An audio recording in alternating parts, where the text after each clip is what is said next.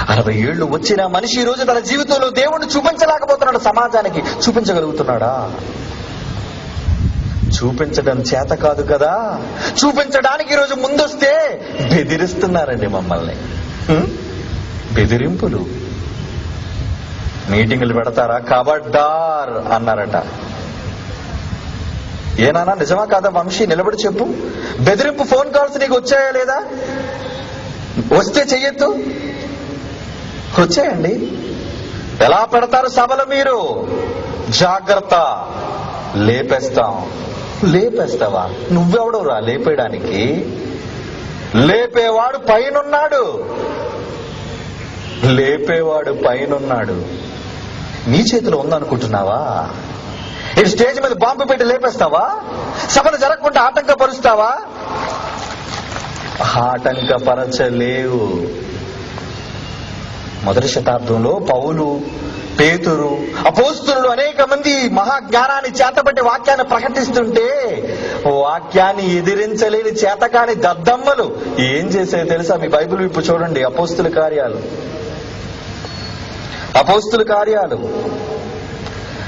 4వ అధ్యాయము. అపోస్తుల కార్యమును 4వ అధ్యాయము 18వ వచనం, 17-18 వచనాలు. అయినను ఇది ప్రజలలో ఇంకా వ్యాపింపకుండుటకై ఈ సుందర్రావు వచ్చిన తర్వాత పట్టణాలమంతా గలిబిలైపోతుందండి. మావన్నీ తప్పులు అంటున్నాడండి. ఇది ప్రజలలో ఇంకా వ్యాపింపకుండుటకై ఇక మీదటి నామమును బట్టి ఏ మనుషులతోనైనా మాట్లాడకూడదని మనము వారిని బెదురు పెట్టేవాళ్ళని. కమాన్, బెదిరిద్దామని అనుకున్నారు. బెదిరిద్దాం, వీళ్ళని బెదిరించేద్దాం. అప్పుడు వారిని పిలిపించి 18వ వచనం చూడండి. మీరు యేసు నామమును బట్టి ఎంత మాత్రమును మాట్లాడకూడదు, బోధింపకూడదు వారికి ఆజ్ఞాపించెను. అప్పుడు పేతురు ఏమన్నారండి? అమ్మో, అయితే మేము ప్రకటించమండి. ఈ వాక్యానికి ఒక దండం, ఈ దేవుడికి ఒక దండం, బతుకుంటే బలుసాకు తినొచ్చు అనుకున్నారా? ఏమంటున్నారు చూడండి వాళ్ళతో చెప్పిన మాటలు. ఆ రోజు క్రైస్తవ్యాన్ని ఉక్కు పాదాలతో అడిచేయాలనుకున్న రోమా సామ్రాజ్యానికి వ్యతిరేకంగా ఎలా మాట్లాడుతున్నారో చూడండి. రియల్ క్రిస్టియన్స్, నిజమైన క్రైస్తవులు. మేము కన్న వాటిని, అయితే 19వ వచనం, పేతురు యోహాను వారిని చూచి దేవుని మాట వినుట కంటే మీ మాట వినుట దేవుని దృష్టికి న్యాయమా? మీరే చెప్పండి. ఇంకేమంటున్నారు? మేము కన్న వాటిని విన్న వాటిని చెప్పక ఉండలేమని వారికి ప్రత్యుత్తరం ఇచ్చిరి. అదండి క్రైస్తవ్యం అంటే. నువ్వు ప్రాణం తీసినా, మమ్మల్ని చంపేసినా, చచ్చినంత వరకు బైబిల్ను ప్రకటిస్తాం. నువ్వెంత బెదిరించినా. బెదిరించారు కదండి. 6వ అధ్యాయానికి రండి. 5వ అధ్యాయం, అపోస్తుల కార్యములు 5వ అధ్యాయం 40. అపోస్తుల కార్యములు 5:40. వారు అతని మాటకు సమ్మతించి అపోస్తులను పిలిపించి కొట్టించి యేసు నామమును బట్టి బోధింపకూడదని ఆజ్ఞాపించి వారిని విడుదల చేసిరి. గట్టిగా పాపం కొట్టేశారటండి వీళ్ళని. ఇక మీదట అక్కడ కనబడడానికి వీల్లేదు మీరు, యేసు మాట ఎత్తడానికి వీల్లేదు మీరు అని వీళ్ళు పంపించేసిన తర్వాత వచ్చిన వాళ్ళు ఏం చేశారో చూడండి. 41లో వాళ్ళు, ఆ నామమును అవమానము పొందుటకు పాత్రులమని ఎంచబడినందున వారు సంతోషించుచు మహాసభ ఎదుటి నుండి వెళ్లిపోయి ప్రతిదినము దేవాలయములోను ఇంటింటను మానక బోధించుచు యేసే క్రీస్తుని ప్రకటించుచుండిరి. నువ్వు ప్రభుత్వానివైతే ఎవడికి లెక్క? నేను నమ్మిన దేవుడు జీవము కలిగిన దేవుడు. భయపడను.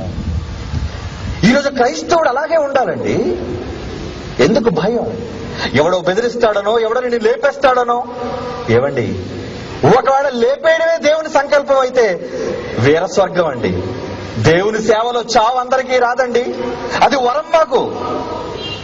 దేవుని సేవలోనే చావాలని దేవుడు అనుకుంటే అది వరం. లేదు మేము ఉండాలి అని అనుకుంటే మా నెత్తి మీద వెంట్రుక పీకలేరండి. తెలుసా మీకు? దేవుడు అనుకోవాలి నేను ఉండాలో, మేము ఉండాలో, పోవాలో అన్నది నువ్వెవడు నిర్ణయించడానికి? బచ్చగాడివు నువ్వు. బెదిరిస్తావా? సభలు ఎలా పెడతావో చూస్తాం. చూశారుగా 5 రోజులు మూగ కుక్కల్లా పడున్నారు, ఏం చేయాలో అర్థం కాక. పిరికివారుగా మారుతారా క్రైస్తవులారా? మీరు పిరికివారుగా భయపడకూడదు. దేనికి భయపడాలి చెప్పండి మీరు?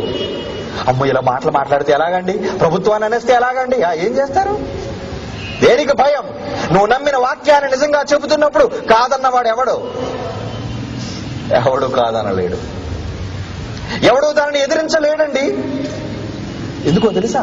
దేవుడు ఒక మంచి మాట అన్నాడు. రోమీయులకు రాసిన పత్రిక 8వ అధ్యాయము చూడండి అలా, ఎంత మంచి మాట. రోమీయులకు రాసిన పత్రిక 8వ అధ్యాయము 15వ వచనం చూడండి. 15వ వచనం, ఎలయనగా మరలా మీరు భయపడుటకు మీరు దాస్యపాత్మను పొందలేదు, దత్తపుత్ర ఆత్మను పొందితిరి. దత్తపుత్ర ఆత్మ కలిగిన మనం జీవం కలిగిన దేవుని అంశం, ఆయన సొత్తైన ప్రజలం. ఎవడండి మనల్ని భయపెట్టేది ప్రపంచంలో? బాంబా, తుపాకీయా, కత్త, ప్రభుత్వమా? ఎవడు? దేవుడు మన పక్షమును ఉండగా ఎవడండి విరోధి? దేవుడే మా పక్షాన ఉంటే ఎవడైనా మా మీదకి వస్తే మేమేం చేయం? కత్తి పట్టుకోం, బాంబు పట్టుకోం, లేచిపోతారు వాళ్ళు. ఖబర్దార్. ఈ దేవుని మాటలు ఆపాలని ఒకవేళ ఎవడైనా ప్రయత్నం చేస్తే నువ్వు మా గడ్డం రావటం లేదు, దేవునికి అడ్డొస్తున్నావు అన్న సంగతి మర్చిపోకు. నువ్వు మిగలవు. ఎందుకు భయపడాలి చెప్పండి? పిరికివారు కాదు మనం. దేవుని వాక్యాన్ని ధైర్యముగా ప్రజల మధ్య చేతపట్టి ప్రకటించవలసిన సమయం అండి ఇది. యేసుక్రీస్తు మగ్ధలేని మరి ఉంచుకున్నాడు, ఆమెతో బిడ్డను కన్నాడు అని ఈ ప్రపంచమంతా కూడా కూస్తే చీరలు కట్టుకుని గాజులు వేసుకుని ఉన్నారండి లోన. వీళ్ళంతా పిరికి సన్నాసులు. జైశాలే లేచాడు. ఎందుకు? ధైర్యం. బైబిల్ ఇచ్చిన ధైర్యముగా దీన్ని ప్రకటించాలండి. నువ్వు పిరికివాడివైతే నువ్వు పరలోకానికి పోవయ్యా. ఎవడ పోసాడు నీకు పిరికి మందు చెప్పు. మనకెందుకండి, అంతా దేవుడే చూసుకుంటాడు. మరి నువ్వెందుకు ఎక్కడుండి? నీ ఇల్లు ఎవడైనా నాదని చెప్పి కోర్టుకు వేసుకుని చుట్టూ కంచె వేస్తే ఏం చేస్తావు? అంతా యెహోవా ఈరే అంటావా? పెద్ద లాయర్ దగ్గరికి వెళ్లి, కోర్టుకు వెళ్లి, ఇంజక్షన్ తెచ్చి నానా ప్రయాసాలు పడి వేల రూపాయలు, లక్షల రూపాయలు ఖర్చు పెట్టైనా సరే నీ సొత్తు నువ్వు సంపాదించుకోవాలనుకుంటావే. ఇక్కడుంది నీకు పౌరుషం, రోషం. నీ తల్లినంటే సహించలేవు, నీ భార్యనంటే సహించలేవు, నీ బిడ్డనంటే భరించలేవు. కానీ దేవుడినంటే పిరికి సన్నాసులుగా మారిపోయారండి క్రైస్తవులు. ఎవడు రా నా ప్రభువు అన్నాడని గలమెత్తి అరవలేవు నువ్వు. అరవాలండి. నువ్వు పిరికివాడిగా మారితే నీకు పరలోకం లేదు. ప్రకటన 21, నేనన్న మాట కాదు, బైబిల్ అంత చూడండి. 21 ప్రకటన తన గ్రంథాన్ని ముగిస్తూ 21వ అధ్యాయం 8వ వచనం చదవండి. ఏమంటున్నాడో దేవుడు? పిరికివారును అవిశ్వాసులను. మొదట ఎవరి కోసం చెప్పాడండి? పిరికివారు. ఈ క్యాడర్ లో పిరికి వాళ్ళు కూడా ఉన్నారు ఈ లిస్ట్ లో. వీళ్ళు ఎక్కడికి వెళ్ళిపోతారటండి? మండు గుండములో పాలు పొందుదురు, ఇది 2వ మరణం. పోతారు మీరు. దేవుడు వాక్యాన్ని చేతపట్టి నిజమైన సైనికుడుగా వీర ఖడ్గంతో స్వైర విహారం చేయాలయ్యా. నువ్వు క్రైస్తవుడా? ఎవరు నీకు పిరికి మందు పోసారు? భయపడుతున్నావా? దేనికి భయపడుతున్నావు చెప్పు? నువ్వు నమ్మిన తండ్రి మహాజ్ఞాని, మహాశక్తివంతుడే. ఎవరికి చూసే తలదించుతున్నావు? షడ్రక్ మేషక్ అబేద్నెగోలను చూసి, రే మీరు గాని నా విగ్రహానికి మొక్కపోతే మండు గుండంలో ఇసిరేస్తానంటే ఏమన్నారు వాళ్ళు? మీకు తెలుసు. చావనైనా చస్తం గాని నీ విగ్రహానికి తలదించవు రాజా అన్నారు. అదండి ధైర్యంగా ఎదుర్కొనేవాడు. వాళ్ళకుందండి ధైర్యం. ప్రజల మధ్యకు వచ్చి అహాబు రాజు యెజెబెలు రాణి చేస్తున్న కుట్రను బయట పెట్టిన మహా వీరుడు ఎవరు? ఏలియా, ఆయనకుందండి ధైర్యం. ప్రజల మధ్యకు వచ్చి తను చంపుతారని తెలిసినా ప్రతినిత్యం దేవుని వాక్యాన్ని పగలు రాత్రి ప్రకటించిన ఈ యేసుదండి ధైర్యం. ఆయన నమ్మిన తర్వాత ఆయన సువార్తను చేతబట్టి ప్రపంచ నలుమూలలకి దేవుని జ్ఞానాన్ని వ్యాపింపచేసిన ఆయన శిష్యులకు ఉందండి ధైర్యం. మరి మీకేమైందారా 20వ శతాబ్దం తర్వాత ఈ 21వ శతాబ్దంలో దేనికి భయపడుతున్నారు చెప్పండి? ఒక అబద్ధ బోధన ఖండించలేరు, ఒక కాదన్న వాడిని ఎదుర్కోలేరు, బైబిల్ గొప్పదని ఒప్పించలేరు. ఇది మన చేతకారంతనం కాదా? ఆలోచించండి. ఎవరు నూరు పోసారు మీకు ఈ పిరికి మందు? వద్దు. నువ్వు పిరికి వాడవైతే దేవుని రాజ్యంలో నీకు పాలు లేదు, అగ్నిగుండములకు వెళ్ళిపోతావు. ధైర్యంగా ఉండండిరా. దేవుని వాక్యాన్ని ధైర్యంగా ప్రకటించండి, ఎవరికి తలదించకుండా. నువ్వు చెప్పేది బైబిల్ అయినప్పుడు, నువ్వు చెప్పేది జీవవాక్యం అయినప్పుడు, అది ప్రభుత్వం అయినా, అది సైన్యమైనా, అది ఏ వ్యవస్థ అయినా సరే, నువ్వు ఎవ్వరికి భయపడవలసిన అవసరం లేదు. అది బైబిల్ నేర్పించినది. మనకు ముందర తరాలలో క్రైస్తవులందరూ అలాగే వీరులుగా నిలవబడ్డారు. ఆలోచించండి.